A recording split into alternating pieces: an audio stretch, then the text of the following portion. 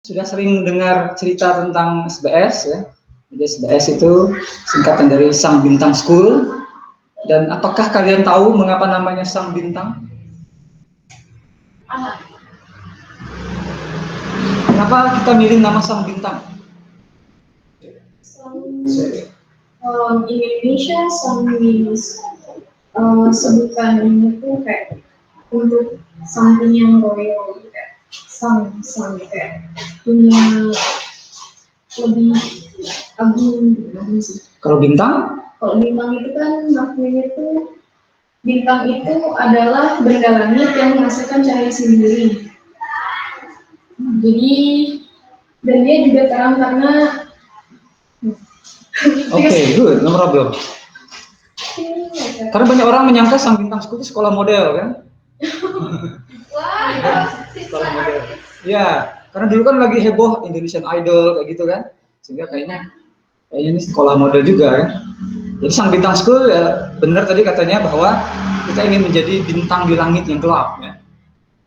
Can shine the sky.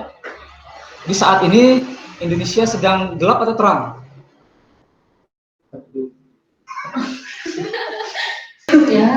Ya, kalau kata Sayyidina Umar bin Khattab, jika ada rakyatku yang menderita, bahkan bukan rakyat, dia bilang, kalau ada di pemerintahanku seekor keledai tergelincir di jalan raya, itu tanggung jawabku, kan? Betapa sensitifnya seorang Umar yang karakter Umar apa?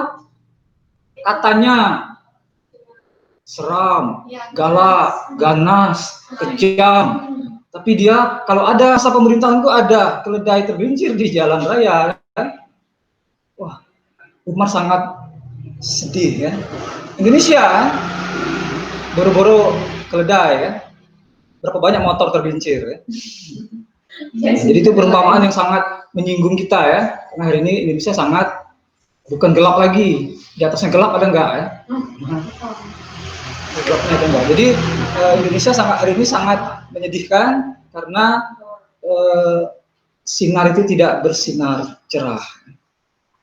Seharusnya kita sangat cerah bersinar. Mengapa? Karena manusia adalah manusia sempurna, manusia terbaik.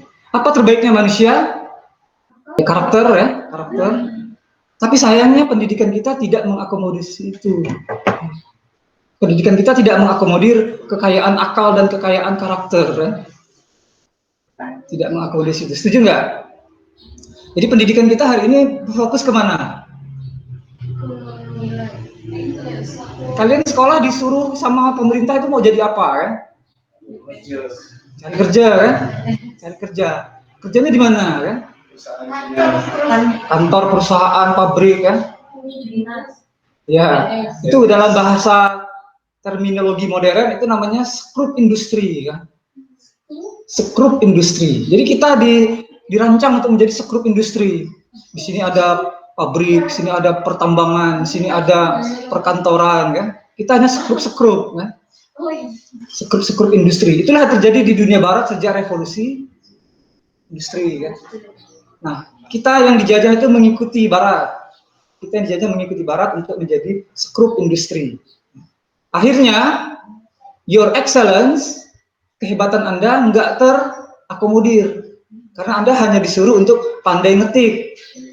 Anda hanya disuruh pandai administrasi. Anda hanya disuruh pandai teknis. Anda hanya disuruh pandai memecahkan masalah harian. Bukan Anda disuruh untuk menjadi khalifah. Padahal kita diciptakan jadi apa itu khalifah? Ya, jadi kita harus. Tapi apakah khalifah itu cuma satu di muka bumi? No, everybody is khalifah. Setiap kita khalifah. Sekarang Anda khalifah apa? Ya? Anda khalifah apa? Nah, tapi hari ini boro-boro khalifah. Jadi ketua kelas saja kita nggak berani ya. Jadi ketua OSIS nggak pede kan. Jadi ketua BEM apalagi kan. Nah, dan masalahnya adalah yang membuat mereka tidak berani adalah cool. Coba perhatikan Irma waktu TK. Irma mau jadi apa? presiden kan. Rupanya bukan cuma Irma seorang, semua temannya presiden kan. Satu kelas. Nah, waktu SD ketemu lagi sama Irma. Irma mau jadi apa? Menteri kan. Naik atau turun? Turun. SMP tanya lagi, Irma mau jadi apa? Guru. Turun atau naik? Waktu kuliah SMA tanya mau jadi apa? Lulus ujian. Turun atau enggak? Makin turun. Waktu kuliah, Irma dan temannya ditanya mau jadi apa Irma? Apa saja yang penting kerja halal. Makin turun atau makin turun? Naik. Itu efek dari siapa? School. Maka saya tulis di buku kajian belajar, robohnya sekolah kami. Karena tadi makhluk-makhluk terhebat ini, makhluk-makhluk ciptaan Allah yang Allah bilang ahsanul ini, ahsanul kholiqin ini, tiba-tiba jadi cari kerja apa saja yang penting halal. Itu perbuatan siapa? Itu perbuatan dari sistem yang bernama pendidikan. Waduh, sedihnya saya kan. Mengapa? Karena saya mau ngomong besar-besar, atau presiden mau ngomong besar-besar, masyarakat nggak nyambung. Mereka bilang, yang penting makan ya. Kok sama seperti, maaf, kambing ya. Kok ngomongnya sama-sama makan, kan? Rumputku mana kan? Coba datang ke desa-desa kan, mereka ngomong apa? Mau nggak diajak ngomong politik? Mau nggak diajak ngomong tentang ilmiah ya? Mau diajak ngomong tentang akademis? Mau dulu di zaman Khalifah Abbasiyah dan Umayyah ya? Masyarakat ngomongnya apa dulu kan? Kalau zat nitrat dicampur dicampur oksigen jadi apa ya? Itu omongan anak-anak muda dulu. Keren kan? Gimana kalau seorang wanita tidak bisa melahirkan? Apa yang kita lakukan ya? Itu omongan orang-orang dulu ya. Sekarang anak muda ngomong apa ya? Cewekmu cakep ya. Jodoh jangan dipikir, itu urusan Tuhan kan, sudah pasti kan. Jodoh rezeki dan maut kan. Tapi kita ngomong udah pasti kan. Datang ke desa-desa, omongannya apa ya? Bu, kita ingin membuat program pengembangan desa. Udah ada, yang penting kita dapat sumbangan 5 kilo beras. Kami sudah sangat senang deh ya. Itukah manusia yang diharapkan Allah ya? Maka tadi khilafah itu jauh banget ya. Jadi kita ngomong bak seekor binatang. Dan Allah sudah mengatakan sendiri dan manusia itu bisa jadi kita bisa sehebat malaikat, kita bisa serendah binatang. Malaikat aja kalah bro ya. Kita bisa ngalahkan malaikat, bisa nggak? Apa bukti manusia bisa ngalahkan malaikat? Ya, Rasulullah dihina ya, Rasulullah dimaki, Rasulullah disiksa, Rasulullah diusir kan. Jibril marah ya.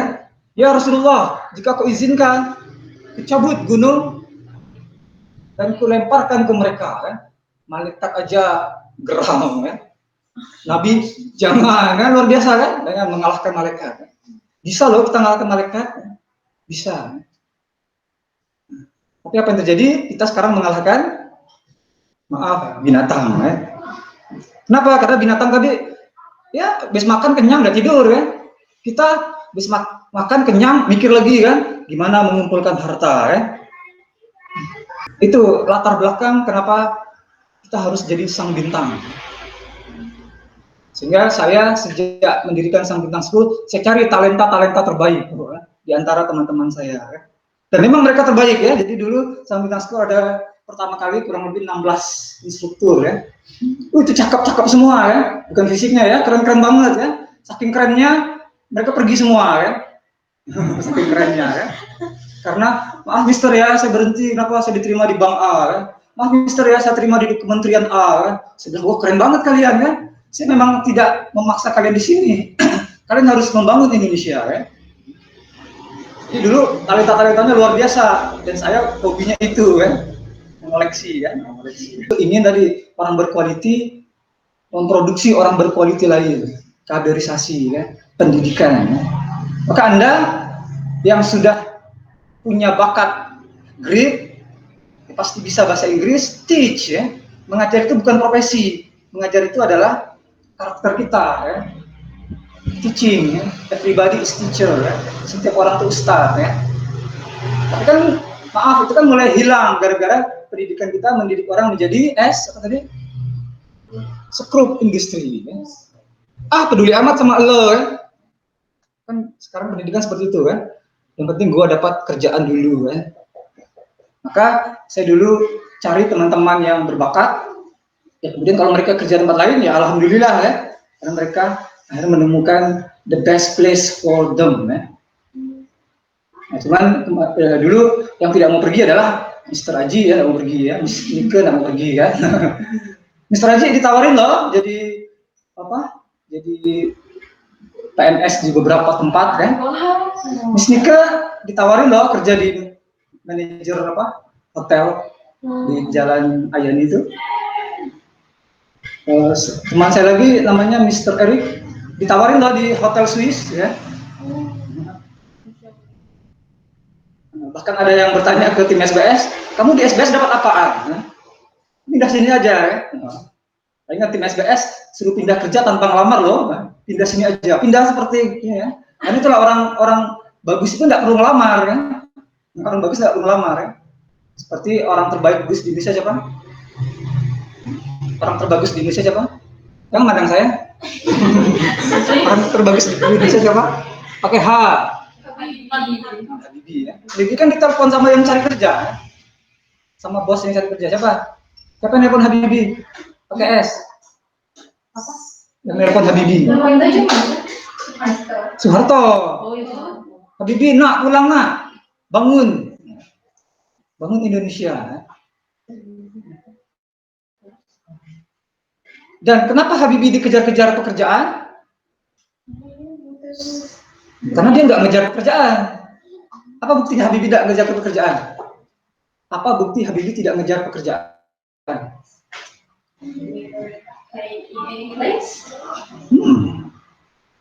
Karena dia kuliahnya jurusan apa? Teknik apa? Mesin apa? Pesawat. Saat itu Indonesia ada perusahaan pesawat nggak? Ada. Jadi dia mikir nggak dia nanti kerja di mana kan? Mikir ya, betapa tulusnya orang itu kan? Dia cari kuliah yang di Indonesia nggak ada jurusannya, nggak ada perusahaannya kan? Artinya kan dia nggak akan mungkin kerja kan? Artinya dia kuliah bukan untuk kerja kan? Betul kan? Tapi apa yang terjadi kemudian? Habibie pulang dong, yuk kita buat bersama kan? Kan keren ya? Kita kan nggak nih kuliah pilih jurusan apa? Yang paling banyak perusahaan itu kan? Ada ya, kampus pendidikan sekarang sepi. Kenapa? Karena ya tadi mereka berbasis jadi skrup industri. Ya. Maka tadi inisiatif kami adalah mendirikan Sang Bintang School. Nah pertanyaannya, kenapa milih bahasa Inggris? Ya coba try, what is the answer? Kenapa bahasa Inggris? Tidak matematika, biologi. Bahasa Inggris itu kan rata-rata dari seluruh rata-rata dunia itu menggunakan bahasa Inggris sebagai bahasa untuk mereka Oke, kenapa milih bahasa? Kenapa milih bahasa? Bukan Inggrisnya. Komunikasi. Nah, bahasa kan banyak. Ya, karena itu umum digunakan bagi banyak negara gitu. Oke, kenapa milih bahasa? Pertama, bahasa itu untuk komunikasi. Kedua, bahasa Inggris itu karena internasional. So that is the most common language that used in the world. So when we talk to people or we can get information in English easily. Oke, itu kehebatan bahasa Inggris. Anda setuju kan dengan mereka ya? Nah sekarang masalahnya udah setuju dengan mereka, kenapa bahasa Inggris dihapus di sekolah? Sekolah nggak ada pelajaran bahasa Inggris lagi. Kenapa? Mungkin karena biar bisa fokus ke basic nanti. Tadi artinya mereka nggak benar dong. Jawabannya udah keren-keren ya. Kok disuruh basic? Kok disuruh fokus ke basic? Apa kira-kira? Jadi nanti masih SMA-nya baru fokus ke bahasa Inggris kan? Apa kira-kira? SMA baru fokus bahasa Inggris. Saya punya murid, saya punya murid SMA ya, SMA kelas 2, saya tanya. Murid SMA kelas 2, saya tanya, cantik bahasa Inggrisnya apa? Mikir dia berapa menit, nggak tahu Mister. Cantik nggak tahu. Orang kayak gitu bisa nggak menguasai dunia ya? Saya pikir kayaknya dia mungkin hanya kata cantik yang nggak tahu. Saya balik bahasa Inggris ke Indonesia. Smart apa artinya? Tahu, Mister. Anak SMA kelas 2, beautiful nggak tahu, smart nggak tahu. Apakah jadi pilihan kalian atau alasan kalian tentang bahasa Inggris sangat benar, tapi negara Indonesia menghapus kurikulum bahasa Inggris di pendidikan dasar ya, sehingga akhirnya tadi anak SMA tidak tahu arti beautiful dan smart. Pertanyaannya, apakah kita harus tahu arti itu? Harus tahu nggak? Untuk menguasai dunia, untuk menaklukkan dunia, harus tahu nggak? Kenapa no? Ini ada no nih, kenapa no? I think some of people like they are not from China. I think they don't go at English, but their business is really developed so fast. And suddenly we change that when they become number 2 after English. So I think that the power of first is like building. Jadi kalau Anda menghadapi murid yang seperti tadi, Anda tidak cemas? Yeah, problem for me. Nah, kalau cemas, kenapa cemas? Kenapa cemas? Like Miss say we can communicate with them. Oh, jadi kenapa saya bilang kalau mereka tidak ngerti beautiful dan smart, kenapa nggak jadi masalah?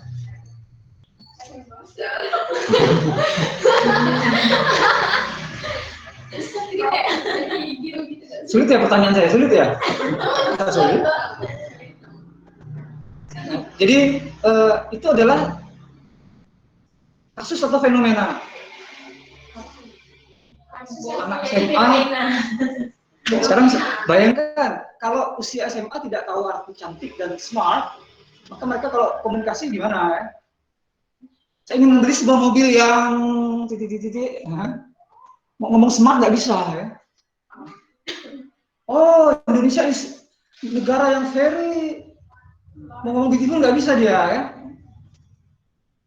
Maka yang paling maju Eropa atau Indonesia? Kenapa Eropa lebih maju dari Indonesia? Ya, karena tahu negara terkaya di Eropa? Swiss. Di sebelah utaranya Jerman, di sebelah kirinya, di sebelah timurnya Prancis, di sebelah baratnya Italia, Italia di selatan ya. Di sebelah baratnya itu Eropa Timur ya. Di sebelah baratnya Austria dan Eropa Timur. Dan semuanya bahasanya beda semua. Jadi coba Anda klik, Anda cek Swiss bahasanya apa? Bahasanya ya 5 negara itu kan. Orang Swiss berbicara bahasa Jerman, Italia, Prancis. Belajar Prancis saja dulu bolak-balik ya. Prancis baru 1. Tadi Swiss berapa bahasa ya? Belum Jerman, belum Italia ya. Nah, sekarang Anda bayangkan betapa apa mereka? I mean they have many doors to the world. Yeah, many doors, but they must communicate. Pertanyaan sebelum communicate mereka harus apa? Ya mereka harus know dengan cara learn. Bayangkan SD mereka learn kayak apa? Anak-anak pelajaran hari ini bahasa Prancis ya. Besok bahasa Jerman ya. Besok bahasa Italia ya. Indonesia, Inggris, hapus. Mau jadi apa sampean? Mau jadi Madura sih? Ya alasannya cinta ya. Alasannya cinta, makan tercinta ya.